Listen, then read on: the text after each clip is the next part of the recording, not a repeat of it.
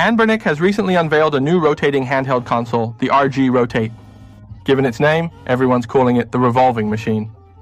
Pretty interesting, right? This rotating shaft is incredibly silky smooth. It truly is. So satisfying. Once you close it, it transforms into a clock-like device. And when you open it up, you are greeted with the Android operating system. Regarding the specifications it offers, everyone, take a good look here. I'll give you a quick rundown. A 3+23 memory combination and a T018 processor. It comes in two color options. This one is silver, and as you can see, the entire body is crafted from aluminum alloy, giving it a truly exceptional feel and quality. Then there's another one which is black, and its body is entirely made of plastic. So what's the difference between them? On the silver one, you can see an ANBERNIC nameplate at the bottom, made of transparent acrylic. So let's take an even more detailed look at its appearance and overall design. The display itself is a 3.5-inch 720 by 720 resolution square-shaped screen.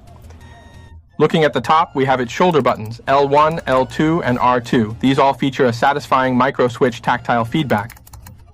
And over here is the charging indicator light, which is currently red. And when it's fully charged, this indicator light will turn green. You know, it's funny how many handhelds these days don't have a charging indicator light. Then on the left side, you'll find its TF card slot, allowing you to expand the memory, volume up and down. On the right is the power indicator light and the RG front-end call-out button. Hey, after looking around, this square screen device is actually incredibly well suited for use as a music player. It doesn't have a 3.5mm headphone jack. However, given that it runs on an Android system and features Bluetooth, it's perfectly acceptable. But without wired control, it feels even more hardcore, doesn't it? At the bottom, you'll find its D-pad and ABXY buttons. Because of the rotation mechanism, the internal space necessitates specific recessed grooves, meaning the buttons can't be too high. That's why this D-dash pad and the ABXY buttons are designed with a dome switch feel, you see. Let's compare it with a GBA SP.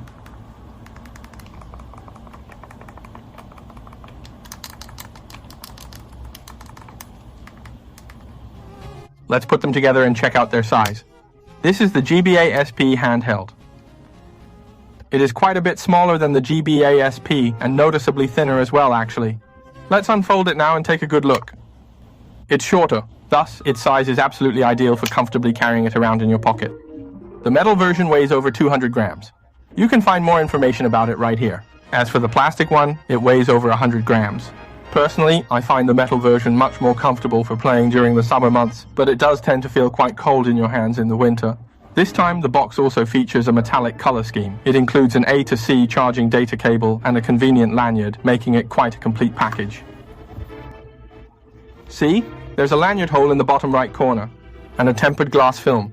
Hey, speaking of the tempered glass film, if you look at the screen, let me just flatten it out. Regarding the screen, the edges here are recessed, the whole screen actually dips in. This implies that once you apply the tempered glass film, it should sit perfectly flush with those edges. Screen wipe, user instructions, oops, a user manual. Oh, what's this other pair of things here? These are a set of replaceable L2 and R2 shoulder buttons. Right now, they're flush with the surface, aren't they? But these two positions are interchangeable. You can swap them out for alternatives that protrude slightly. This allows you to use your fingers to easily feel the distinct height difference between the L1 and R1 buttons, making them more tactile and easier to locate without looking. A stepped design. In just a moment, I'll be disassembling it to check out its internal components, and also attaching these shoulder buttons to get a feel for their tactile response. So, some fellow gamers might ask, what if I want to play games that need a joystick? It has a 6-key combo set up here. Press the volume up and power buttons. Watch the screen.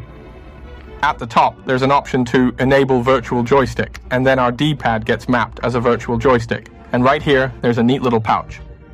You simply slip it in, and it's absolutely ideal for taking it with you anywhere you go, making it super convenient for everyday carrying. Actually, before it was announced, it reminded me of this phone, the Motorola ME511, you know, the one with a full keyboard. Well, this kind of structure makes it a little bit lopsided. You know, it looks a bit high on this side and lower on that side. I wonder if that will happen to this one over time. Back then, a lot of people polished the back of the ME511 into a mirror. I wonder if some fellow gamers will also take this RG Rotate, this revolving machine, and polish its back into a mirror. And then, will they just slide it out to catch a glimpse of their incredibly dazzling face like a super attractive selfie? The score, by the way, is approximately 350,000 points. It can certainly run PSP games, but it struggles a bit with PS2, NGC, and similar titles. When watching videos, we can simply use the watch-sized version.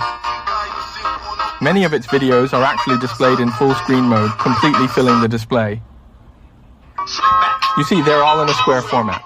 Watch apps now are made for a square screen.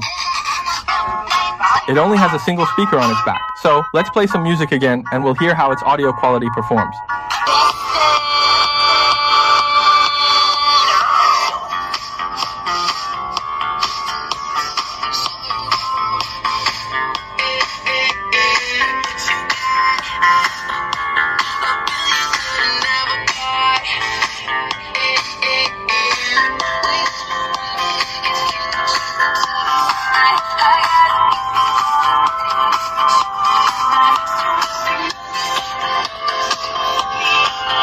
It truly performs quite well as a compact multimedia player, doesn't it? It's really quite good for that purpose.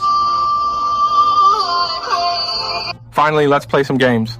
Long press R to enter its RG front end. Alright, this interface is quite familiar, isn't it? This is ANBERNIC's RG front end. Let's see. FC. Oh, and 3DS. I haven't included any 3DS games because the T618 processor does struggle a bit with them. So let's head straight to our arch nemesis, God of War, and check it out. Currently, we're running at 1 PSP resolution, and as you can observe, the frame rate remains a very stable 60 frames per second. Let's try out 2x. Even at 2x, it remains a stable 60 frames per second. It's really quite good. Okay, 3x is a bit of a struggle, so let's stick with 2x. So, if you feel the buttons are uncomfortable with that dome switch feel, could we maybe add a gamepad clip? Well, you technically could, but the device body is a little too small. You'd have to 3D print a frame for both sides, and once you add that, it just ends up being another horizontal handheld console, wouldn't it? Honestly, a square screen is truly ideal for GBC-style games, as its aspect ratio closely matches that of the GBC, making the gaming experience much more comfortable. Of course, you do have the option to disable the filter and stretch the screen to fill the entire display if you prefer. Since God of War was brought up, let's also take a moment to observe how well it performs when running that particular game. Here, it's at 1x native resolution with no downscaling, and as you can clearly see, it's pretty much unplayable. Running PS2 on this is really pushing it. So let's not put it through that. It's genuinely excellent for playing these kinds of retro games. The screen has great transparency and clarity too. It features an IPS screen, 3.5 inches at 720p, providing quite a detailed display. Alright, next up, let's open it up and take a good look at the internal structure, shall we?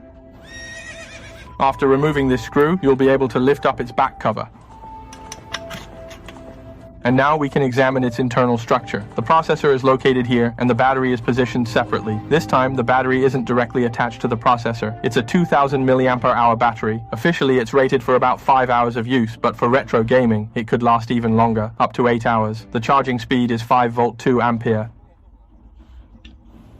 It features an all-metal back shell. What do you think about the internal craftsmanship? If you're looking to swap something out, just take a look at this button membrane here.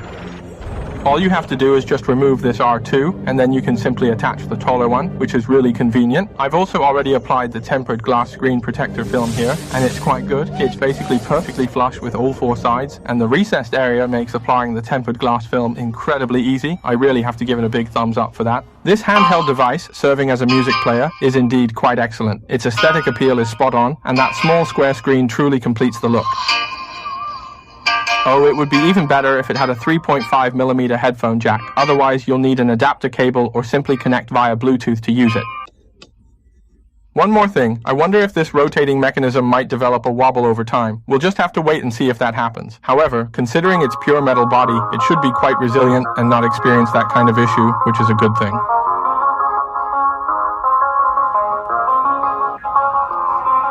Alright, that's going to wrap up this video for today. What do you guys think of it? And if there's anything else you'd like to know, feel free to leave a comment down in the comment section below. If you liked this video, hit the triple combo to support us. This video was pretty good. Hit the triple combo to show your support. Wishing you all happiness every day. This is Wanjisha.